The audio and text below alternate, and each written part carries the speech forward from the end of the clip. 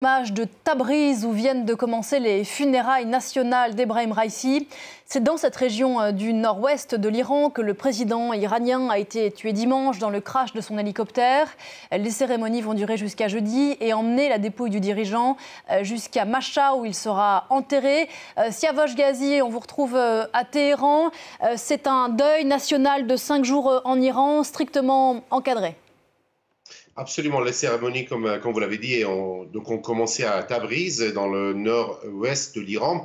Demain, ce sera le moment fort de ces cérémonies. Les dépouilles du président iranien, du président Ebrahim Raïssi et de son ministre des Affaires étrangères et des autres personnes qui se trouvaient à bord de l'hélicoptère seront emmenées à Qom, donc la ville sainte de Qom qui est pas loin de Téhéran, et ensuite dans la capitale iranienne.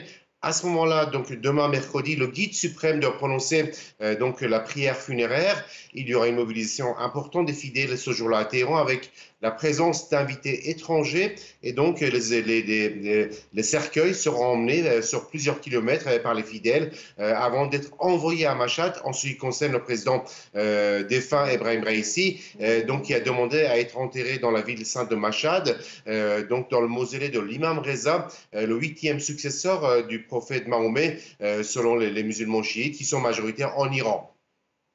On a appris, Siavosh, par ailleurs, alors que l'enquête sur les circonstances de l'accident d'hélicoptère se poursuit, on a appris que l'élection présidentielle serait organisée le 28 juin prochain pour désigner le successeur d'Ebrahim Raïssi.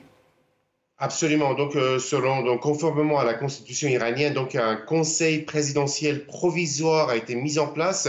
Ce conseil comprend le premier vice-président iranien, le président du Parlement et le chef de l'autorité judiciaire. Des dates ont été fixées par ce conseil. Le processus électoral va commencer assez rapidement. Les dépôts de candidature auront lieu entre le 30 mai et le 3 juin.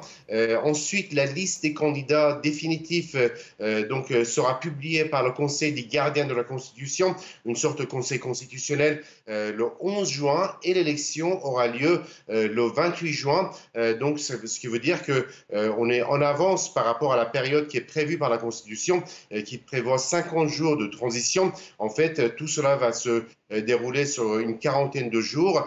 On connaîtra à ce moment-là le nom du successeur du président défunt, signe de la volonté du pouvoir iranien de montrer que malgré cette mort tragique du président Raïssi, il n'y a pas de crise politique ni institutionnelle en Iran. Siavosh Ghazi depuis Téhéran.